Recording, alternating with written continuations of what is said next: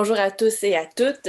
Aujourd'hui, je reçois Yannick Ouellette, qui est conseiller en développement économique pour la filière bioalimentaire à la MRC de la Haute-Gaspésie. Bonjour. Bonjour. Alors, bienvenue à Télésoleil.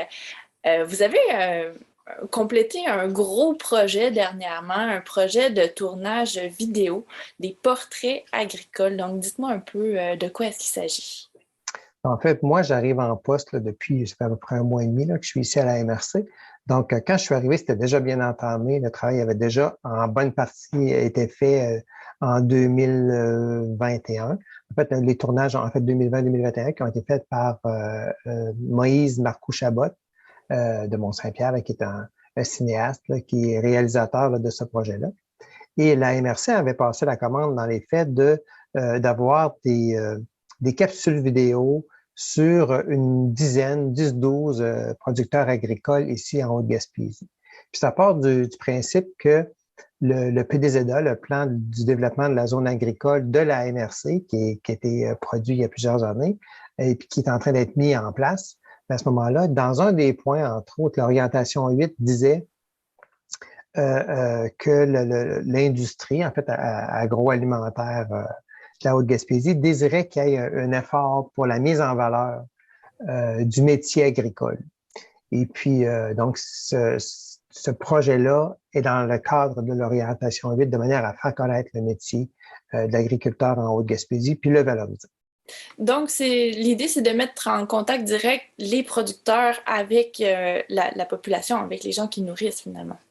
Oui, puis souvent, il faut dire qu'il y a de ça, si je recule à peu près de 10 ans ici en Haute-Gaspésie, il y a toujours eu de la production agricole, mais pas en quantité, puis pas en majorité. On n'a pas d'agriculteurs de masse ici, hein, on n'a pas de grande production de masse. Il y en a quelques-unes, mais on n'a pas de grandes quantités. Donc, il y a de ça 10 ans, il n'y avait pas autant de production qu'on a aujourd'hui.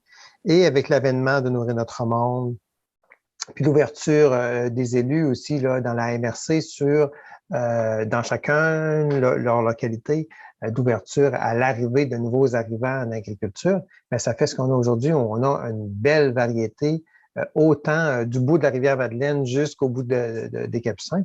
Bien, on a vraiment beaucoup de producteurs maraîchers qui se sont installés et c'est une manière de les faire connaître chacun dans leur localité, mais aussi dans leur production.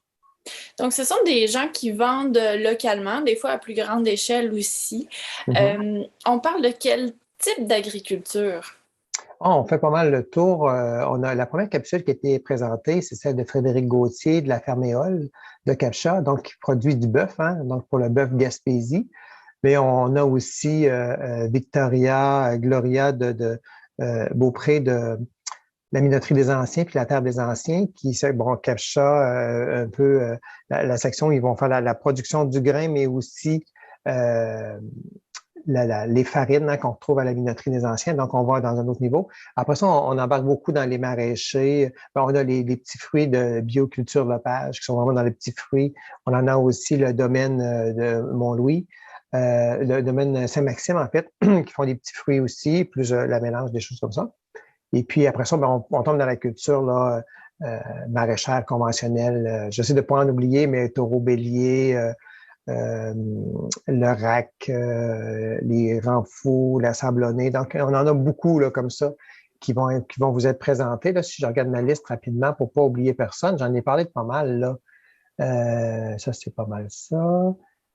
Les jardins des gourmands aussi qu'on retrouve à Cap-Nord.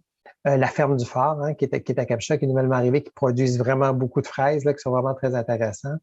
Ensuite de ça, dans celles qui sont à venir aussi, il y en a que j'ai pas encore vu parce que le montage est encore en fonction pour certains, mais Yann le brasseur de la pépinière des pionniers, aussi Simculture, aussi chez Émilie du Clos de Girafe, c'est ça, Émilie du Clos de Girafe là, à Cap-Nord. Donc, ça fait pas mal le tour. Donc, on a des herboristes, on a des agriculteurs, des gens dans la production animale, dans le grain. On a fait pas mal le tour. C'est ça qui est intéressant de voir qu'en Haute-Gaspésie, il y a une belle variété et puis une belle diversité. Vous avez rencontré combien d'agriculteurs au total? Au total, il y en a une douzaine de présentés. OK. qui ont été rencontrés, mais il y en a encore d'autres qui n'ont pas été rencontrés. Bon, soit parce qu'ils sont arrivés juste après ou qui n'étaient pas disponibles pour les tournages, mais ça nous fait un beau montage, une douzaine de capsules là, qui vont bien représenter la Haute-Gaspésie. J'ai eu l'occasion de visionner les 3 premières capsules qui ont été publiées. On sent qu'il y a une tendance dans votre territoire à une agriculture plus naturelle ou biologique. Est-ce que c'est une capsule, est-ce que c'est une tendance qui est généralisée sur votre territoire? Je ne veux pas le dire hors de tout doute, là, mais Yannick Ouellette, là, le chef de cuisine qui travaille sur le territoire depuis 25 ans, va vous dire que oui. Parce que, premièrement, une des choses que je veux préciser, vous avez la capsule, mais vous avez aussi dans la publication un petit texte qui a été écrit avec ma collaboratrice ici, Marie-Ève Blanchette, qui est au tourisme à la MRC, au CLD en fait. Et puis, ce qu'on voulait, c'était qu'on ait un petit texte qui complète la capsule. Puis ce que je voulais, c'est qu'on fasse parler les producteurs, les personnages sur la capsule, mais en nous disant plus de matériel, mais sur eux en tant que personne. Puis je leur pose toute la même question, c'est quoi votre rêve pour la Haute-Gaspésie?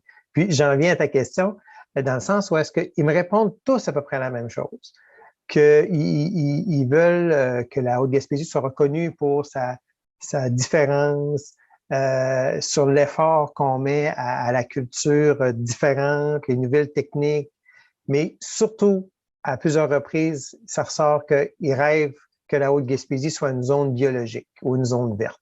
Parce que dans les faits, quand on y pense, notre territoire n'a pas été très exploité au niveau agricole et les nouveaux arrivants qui arrivent sur des terres vierges ou peu exploitées ou exploitées depuis tellement longtemps qu'ils sont devenus prêtes à la culture biologique ou à la certification biologique. Puis moi, dans mon bureau, quand j'accueille les gens, c'est ce que je rencontre souvent. Les gens me disent qu'ils sont en pré-certification ou qu'ils sont certifiés ou qu'ils veulent se certifier parce que la terre est propice à ça en Haute-Gaspésie. Donc, la réponse, je dirais oui, là, en général, les gens. Puis de toute façon, quand ils arrivent ici pour avoir des conseils à la MRC, moi, je leur conseille toujours ça. Je leur dis, regardez, vous avez des terres de qualité, propres, pourquoi aller mettre de la cochonnerie dedans? Pourquoi pas mais en général, c'est vraiment ce modèle-là qu'on entend. Donc, ça peut devenir en quelque sorte un créneau régional Oui, ici, oui, dans je le le crois. respect Je de le la crois. nature. Oui, puis c'est le rôle des producteurs entre eux de s'entretenir, puis de parler, puis de le proposer. C'est pas à la MRC d'imposer quelque chose comme ça, mais la MRC là pour être à l'écoute de ça, puis d'appuyer les démarches qui vont arriver du milieu. Donc là, maintenant, les gens vont pouvoir mettre des visages sur ceux qui produisent leurs aliments. À quel endroit on va pouvoir visionner ces capsules-là?